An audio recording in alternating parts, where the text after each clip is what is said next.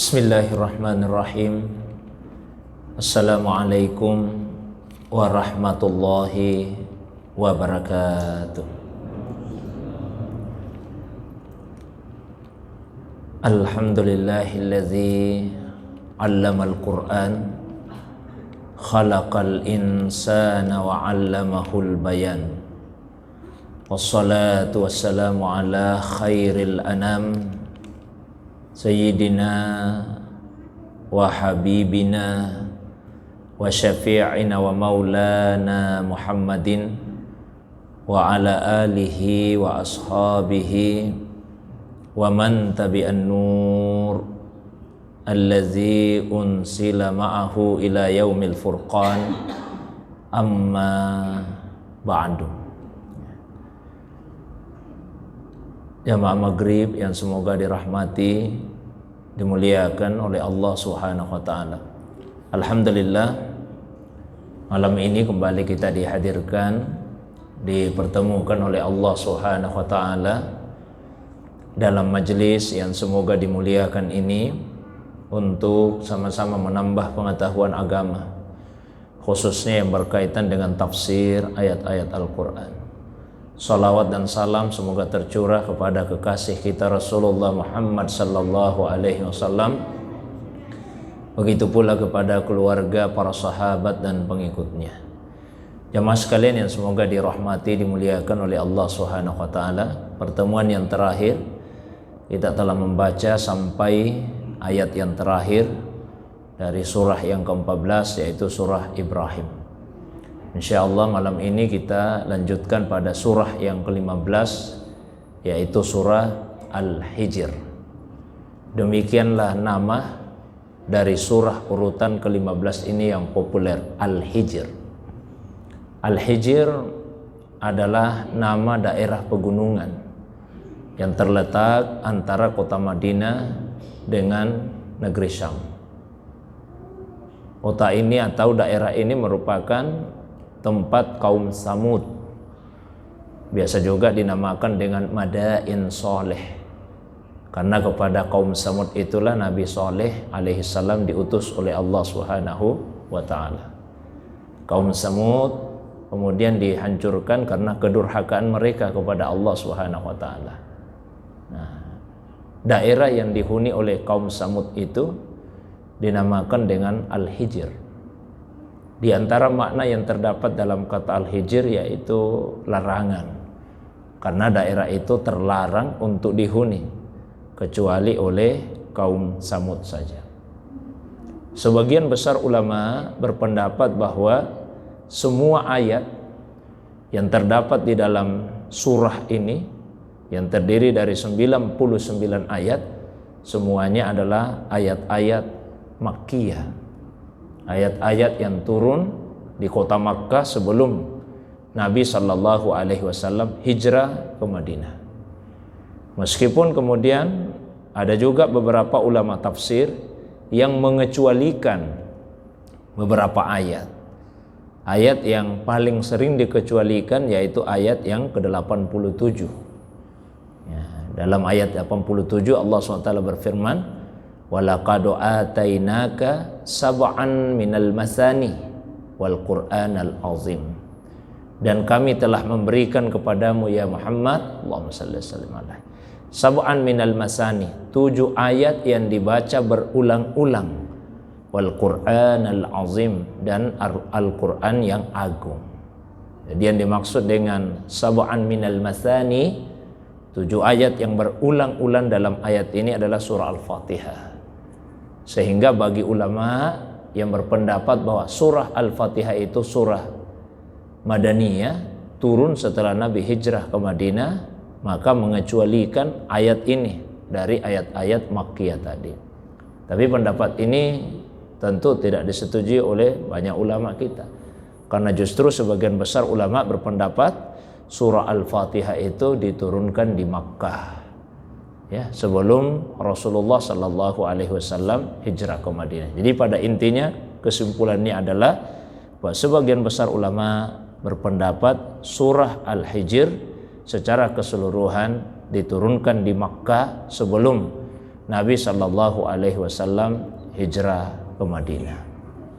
Nah, kita masuk kepada tafsir ayat per ayatnya. Bismillahirrahmanirrahim. Alif Lam Ra. Tilka ayatul kitabi wa Qur'anim mubin. Alif Lam Ra. Tilka ayatul kitab. Surah ini adalah sebagian dari ayat-ayat Alkitab yang sempurna, wa Qur'anin mubin, dan bacaan yang memberikan penjelasan. Sudah beberapa kali kita menjelaskan tentang makna alif lam ra atau alif lam mim dan yang semacamnya, yang oleh ulama kita diistilahkan dengan al-huruf al-muqatta'ah, huruf-huruf yang dibaca secara terputus-putus atau dipenggal-penggal, tidak sebagai satu kata tapi dibaca huruf per huruf. Alif Lam Ra. Secara umum ulama kita ada dua kelompok.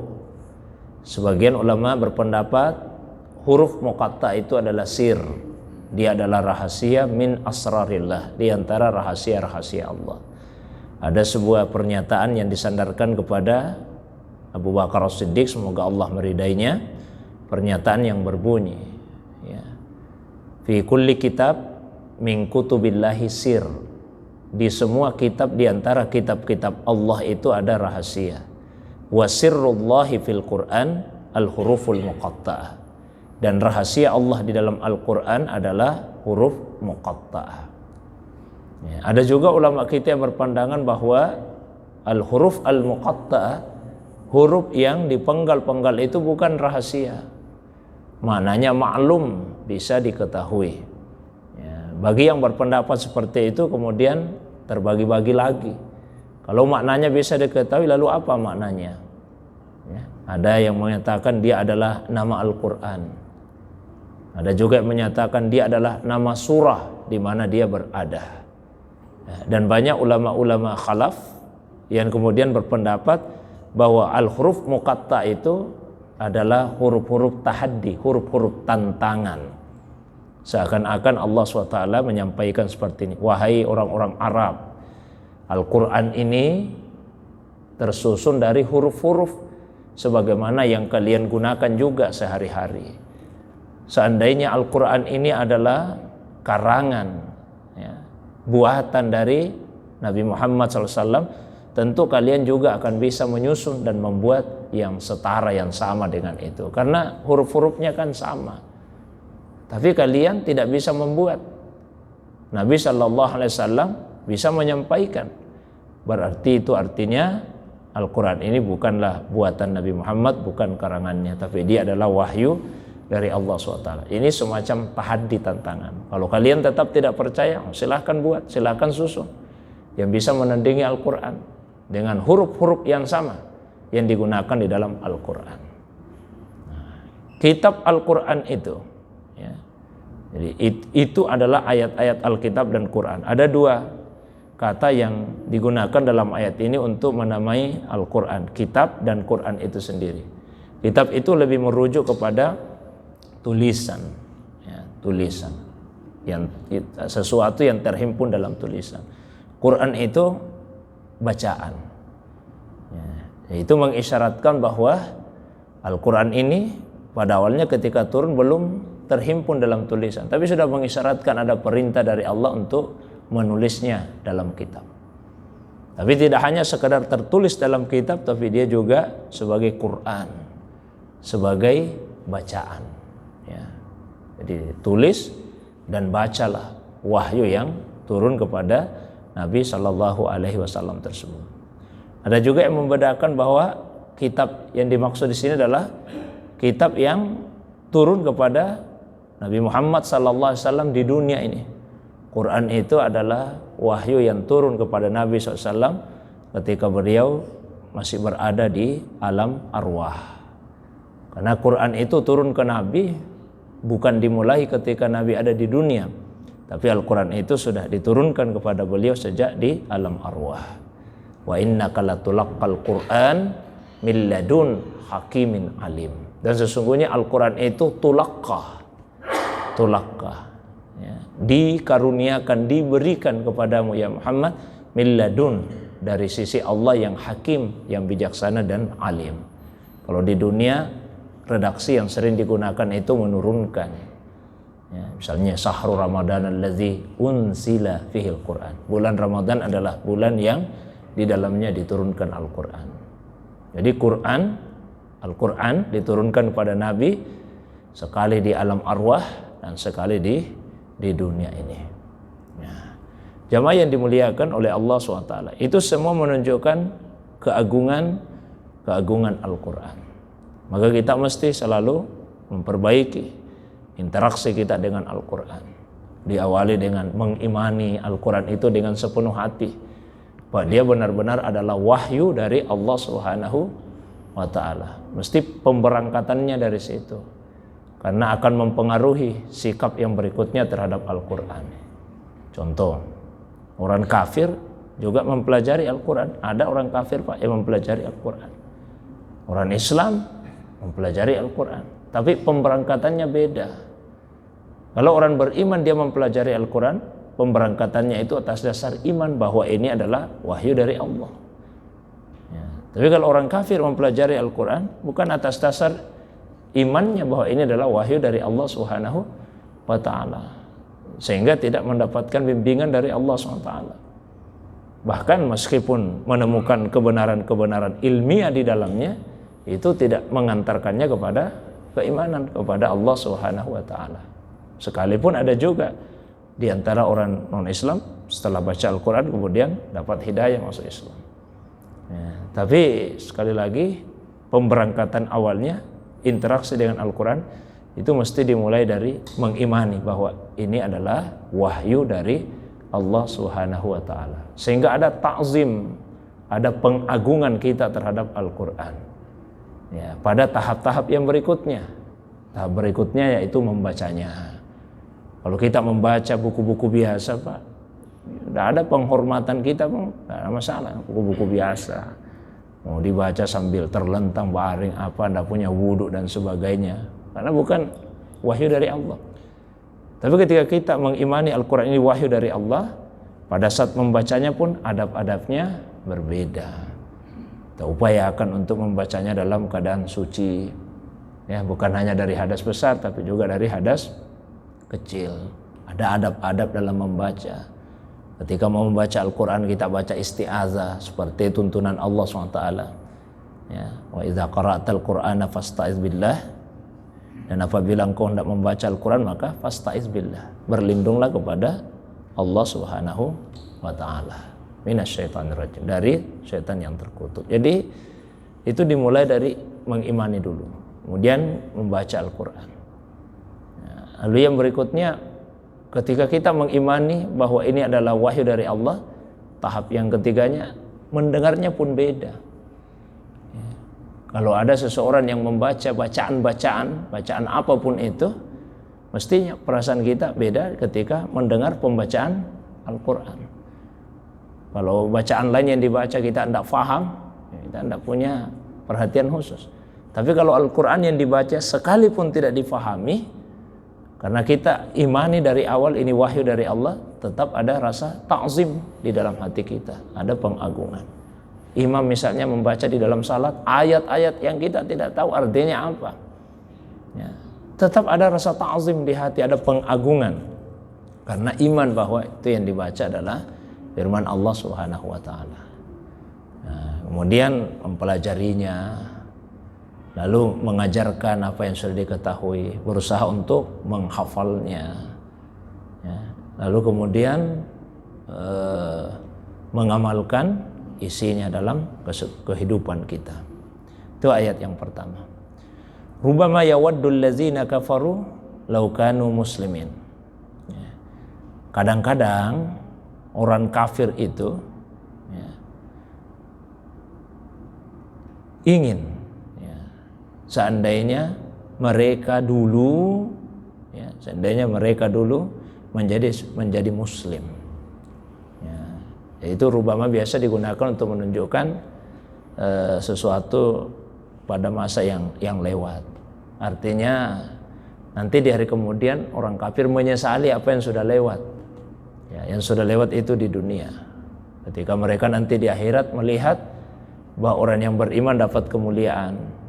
Bahkan orang yang beriman pun sekalipun ada yang masuk neraka, tapi karena imannya tetap saja dia akan dikeluarkan dari neraka kemudian dimasukkan ke surga. Nah, melihat itu semua, orang kafir kemudian menyesali, sehingga mereka berangan-angan, oh seandainya waktu di dunia dulu, ya, kami juga termasuk dalam golongan orang-orang yang berserah diri, masuk dalam golongan orang-orang Islam. Maka kata Allah, ya sudah, zarhum, biarkan saja mereka di dunia ini, nanti di akhirat menyesal sendiri. Di dunia biarkan.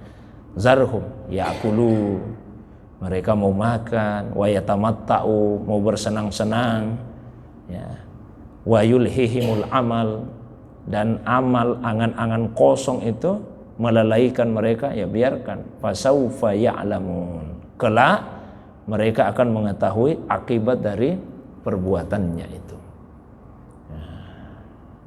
Jadi ayat ini menunjukkan kepada kita bahwa amal angan-angan kosong itu, ya, membuat manusia lalai dari apa yang lebih bermanfaat. Ya, akhirat jelas lebih bermanfaat daripada dunia. Tapi karena ada amal angan-angan yang kosong, maka kemudian banyak manusia yang lebih berusaha mengejar dunia daripada akhiratnya. Nabi SAW pernah menyampaikan, akhwafu ma akhafu ala ummati, di antara yang saya khawatirkan kepada umatku ada dua hal yang paling saya khawatirkan. Di antara yang Nabi khawatirkan kepada kita umatnya, dua hal yang paling beliau khawatirkan. Yang pertama, ittiba'ul hawa, mengikuti hawa nafsu. Dan yang kedua, tulul amal, terlalu panjang angan-angan. Itu dua hal yang paling Nabi khawatirkan kepada kita. Ittiba'ul hawa, mengikuti hawa nafsu. Yang kedua, tulul amal, panjang angan-angan. Fa'amma ittiba'ul hawa, kalau orang itu sudah mengikuti hawa nafsu, kata Nabi, fayasuddu anil haq, maka itu akan membuat dia menolak kebenaran. Karena kebenaran dan nafsu itu akan selalu bertolak belakang. Maka kalau nafsu yang diikuti akan membuat kita tertolak dari kebenaran. Contoh, malam-malam Allah memerintahkan kita untuk bangun salat, tapi nafsu kita menyuruh kita untuk tidur saja, enak-enak tidur. Di siang hari Allah SWT memerintahkan kita untuk puasa, tapi nafsu kita memerintahkan untuk kita sudah bersenang-senang saja, makan minum, dan seterusnya.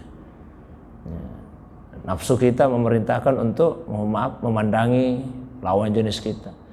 Allah memerintahkan untuk menundukkan pandangan. Jadi selalu yang diinginkan nafsu itu bertentangan dengan apa yang diinginkan oleh Allah Subhanahu wa taala, kebenaran yang diinginkan oleh Allah Subhanahu wa taala. Maka Nabi sampaikan, kalau nafsu yang diikuti, maka itu akan membuat kalian tertolak dari kebenaran. Karena itu ciri orang yang beribadah yang benar itu di dalamnya ada mukhalafatun nafs, menyelisihi hawa nafsunya. Dia mujahadatun nafs. Ada orang beribadah Pak, tapi ibadahnya itu bukan untuk liibtigai mardatillah, bukan untuk mendapatkan ridhanya Allah, tapi dia justru beribadah karena menyenangkan nafsunya. Wah, saya itu mau tiap tahun pergi umrah, enak sekali dirasa. Hati-hati, jangan sampai bukan karena mau ridha Allah, tapi karena kita mau menyenangkan nafsu kita. Orang ibadah itu bukan karena mau senangkan nafsu, justru ibadah itu mesti menolak keinginan nafsu, kita. Orang beribadah liibtigai mardatillah. Kita membantu orang bukan karena membuat enak kurasa kalau ada orang ku bantu apa, senang saya melihat bahagia. Jangan sampai nafsu kita yang ingin dipuaskan, meskipun dibungkus dengan melakukan kebaikan. Kebaikan itu dilakukan untuk ibtigha' mardatillah, mencari ridhonya Allah, dan itu pasti bertentangan dengan keinginan nafsu. Kemudian yang kedua yang Nabi khawatirkan tadi, tulul amal, angan-angan yang panjang. Kalau orang itu punya angan-angan yang panjang, kata Nabi, fayunsi al-akhirah, dia akan lupa akhirat. Merasa bahwa dia akan hidup selamanya di dunia. Kalaupun tidak hidup selamanya, dia masih akan hidup lama di dunia ini. Akhirnya dia tidak bisa membedakan antara tanda kematian dengan penyebab kematian. Tanda kematian dianggap penyebab kematian. Contoh Pak ya, sakit itu bukan penyebab kematian, itu hanya tanda saja ya, bukan penyebab. Nah, buktinya ada orang sehat tapi kemudian dia mati. Jadi kalau misalnya dianggap tanda kematian berupa sakit tadi sebagai penyebab, ada orang yang ketika sehat-sehat tidak mempersiapkan bekal untuk menghadapi mati karena dia merasa belum, ini masih sehat-sehat saya. Ya, kematian itu tidak menunggu orang sakit, karena sakit itu hanya tanda tapi dia bukan penyebab. Usia yang tua itu bukanlah penyebab kematian, itu hanya tanda saja. Tapi kadang-kadang orang merasa kalau belum tua belum akan mati, masih muda ini, masih sampai dikatakanlah nikmati usia mudamu, hura-hura saja, nanti tua baru ibadah. Karena dia menyangka bahwa usia tua itu penyebab kematian, itu bukan penyebab, hanya tanda saja. Nah, itu gara-gara apa? Tulul amal, karena angan-angan yang panjang. Nah itu bukan sikap orang beriman, itu orang kafir saja yang begitu. Allah, biarkanlah orang kafir itu, biarkan dia bersenang-senang, makan bersenang-senang. Tapi nanti angan-angan yang panjang akan membuat mereka lalai. Fasaufa ya'lamun, kelak di akhirat baru mereka tahu. Nah, ternyata seperti ini. Wa ma ahlakna min qaryatin illa walaha kitabun ma'lum. Kami, kata Allah, tidak pernah membinasakan ya, satu negeri kecuali ada ketentuan yang telah ditetapkan atasnya. Jadi tidak serta-merta Allah membinasakan satu negeri. Ada kitab itu yang dimaksud di sini adalah qadar, ukuran yang ditetapkan oleh Allah Subhanahu wa taala. Ma tasbiqu min ummatin ajalaha wa ma yastakhirun. Ya, satu umat tidak akan bisa mendahului ajalnya, ketetapannya, sebagaimana juga tidak akan bisa menangguhkannya. Saya ingat ini pernah ditanyakan Bapak ya, saya jelaskan bahwa ajal yang dimaksud di sini bukan ajal orang per orang ya, bukan individu per individu. Tapi ajal yang dimaksud di sini adalah kehancuran satu negeri, satu kaum. Jadi kehancuran negeri itu ada ukuran-ukurannya. Ketika misalnya tidak ada lagi kebenaran di tempat itu, kezaliman sudah merajalela, kehancuran itu akan datang. Wa idza aradna an nuhlika qaryatan amarna mutrafiha fafasaku fiha. Kalau kami inginkan, kata Allah, kehancuran suatu negeri, kami perintahkanlah, kami biarkan ya, akabira mujrimiyah, pembesar-pembesarnya itu melakukan kefasikan di dalamnya. Nanti setelah itu baru Allah SWT menghancurkannya dengan sehancur-hancurnya. Saya kira 5 ayat saja dulu Pak malam ini. Saya ingin berikan waktu yang lapang kalau ada yang ingin ditanyakan, baik yang berkaitan dengan pengantar tadi atau masalah agama yang lain di luar dari apa yang saya sampaikan. Saya persilakan kepada jamaah sekalian.